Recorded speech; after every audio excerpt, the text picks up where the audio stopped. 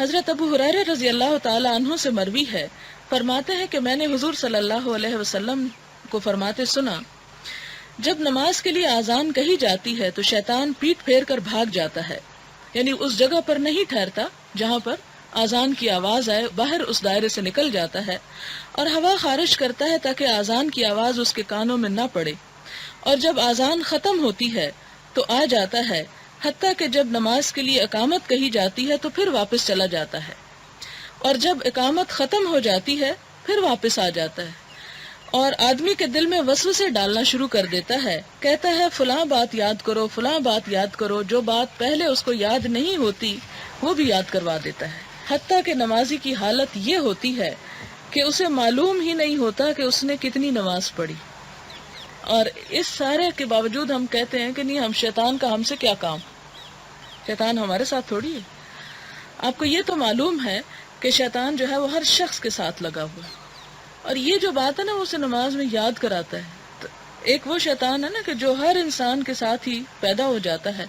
اور زندگی کے پہلے دن سے لے کر موت کے آخری لمحوں تک اس کے پیچھے رہتا ہے، اور مرتے وقت جو انسان کو تکلیف ہوتی ہے اس وقت بھی اس کو بہکانے کی کوشش کرتا ہے اور کہتا ہے اب بھی انکار کر دو لا الہ کا، اب بھی باز آ جاؤ، اب بھی چھوڑ دو، اور اللہ تعالیٰ کے بارے میں برے خیال دل میں ڈالنا شروع کر دیتا ہے۔ تو اسی لیے کہتے ہیں نا کہ خاتمہ ایمان پر ہو، خاتمہ ایمان پر ہو۔ یہ جو ایمان کے خاتمے کی بہت دعا کی جاتی ہے اسی وجہ سے کہ اللہ یہ نہ ہو ساری زندگی انسان ایمان پر رہے اور عین وقت میں وہ کسی تکلیف یا کسی بیماری یا کسی شکوے شکایت کی وجہ سے انسان اللہ تعالیٰ کو ناراض کر کے شیطان کے پھندے میں پھنس جائے۔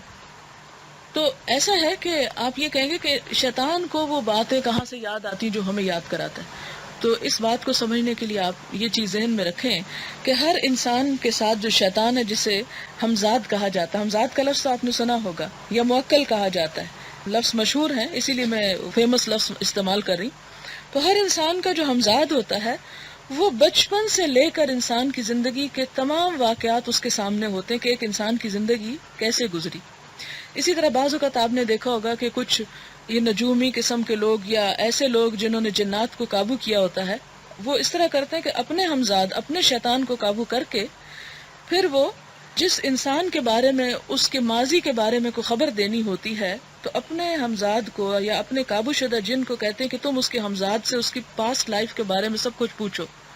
اور وہ اس سے سب کچھ اگلوا لیتا ہے۔ پھر یہ شخص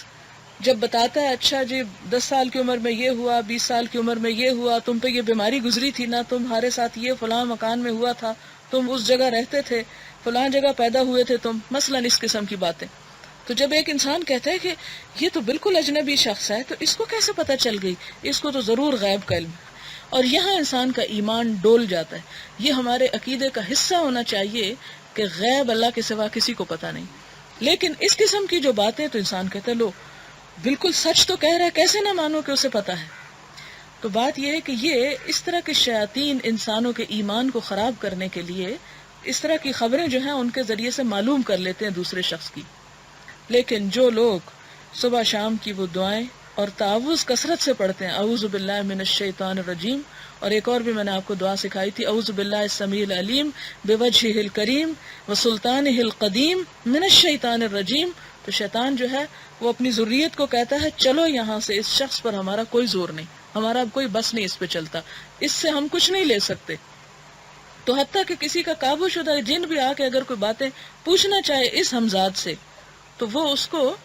کچھ نہیں بتا سکتا، اس کا منہ بند ہو جاتا ہے۔ اس طرح انسان اللہ تعالیٰ کی حفاظت میں آ جاتا ہے اور شیطان کی شر سے محفوظ ہو جاتا ہے۔ اسی طرح جیسے گھر سے نکلنے کی دعا ہے تو اس میں پڑھتا نا انسان بسم اللہ توکلت علی اللہ لا حول ولا قوت الا باللہ العلی العظیم، تو اس وقت ایک فرشتہ جو انسان کے ساتھ ایک فرشتہ بھی ہوتا ہے نا، وہ فرشتہ آج کہتا ہے ہدیہ و کفیہ و وقیہ، کہ یہ شخص ہدایت پا گیا، اب یہ نکل تو رہا ہے گھر سے، کوئی اسے بھٹکا نہیں سکتا، کوئی شیطان اسے اپنے رستے پہ نہیں لے جا سکتا، کفیہ کفایت کیا گیا، یعنی اللہ اس کی ضرورتیں پوری کرے گا، اور وقیہ بچا لیا گیا، اب یہ محفوظ ہو گیا، اب اس پر کوئی شر اثر انداز نہیں ہو سکتا، اور انسان بخیر و عافیت گھر لوٹ آتا ہے۔ تو اس طرح کے جو کلمات مسنون دعائیں ہمیں سکھائی گئیں وہ تمام انسان کو اللہ تعالیٰ کی حفاظت میں لے آتی ہیں۔ آپ اس سے اندازہ لگائیں کہ جب ہم قرآن پاک پڑھتے ہیں تو قرآن پاک ہی میں لکھا ہوا ہے کہ اذا قرأت القرآن فاستعذ باللہ، کہ اس وقت بھی اعوذ باللہ ضرور پڑھو، اور قرآن پاک پڑھنے سے پہلے اعوذ باللہ پڑھنا اسی لیے فرض قرار دیا گیا،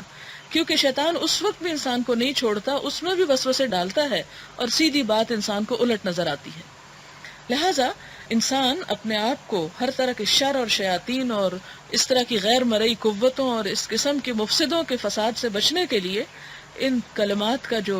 پڑھنا ہے وہ اپنے اوپر لازم کر لے، تو انشاءاللہ پھر کوئی چیز نقصان نہیں دے سکتی۔ اسی طرح یہ ہے کہ بعض لوگ کہتے ہیں ہمیں بڑے وسوسے آتے ہیں نماز میں، تو اس سے پہلے بھی انسان 3 دفعہ یہ دعا پڑھ لے، اعوذ باللہ السمیع العلیم بوجہہ الکریم وسلطان القدیم من الشیطان الرجیم، تو آپ محسوس کریں گے کہ انشاءاللہ ان وسوسوں میں کمی آئے گی۔ تو یہ شیطان کا سارا شر ہے کہ جب ہمیں یہ نہیں پتہ چلتا ہم نے 4 رکعتیں پڑھی 3 پڑھی، وہ ایسی بدمزہ نماز ہو جاتی ہے کہ انسان کو پڑھ کے بھی کچھ حاصل نہیں ہوتا، کوئی چین نہیں آتا۔ پھر جب وہ نماز نہیں پوری طرح پڑھی جاتی تو پھر دعا جب انسان مانگتا ہے تو دعا میں بھی کوئی لطف نہیں آتا، اور وہ کہتے ہیں نا کہ نماز پھر اس کے منہ پہ پھینک دی جاتی ہے اور وہ نماز اس کو بد دعا دیتی ہے، تو پھر وہ نماز اس شکل میں بدل جاتی۔ تو شیطان کا یہ شر جو نماز کے وقت انسان کے اوپر مسلط ہوتا ہے، اس سے پناہ مانگنے کے لیے اللہ تعالیٰ کی مدد کی ضرورت ہے انسان کو۔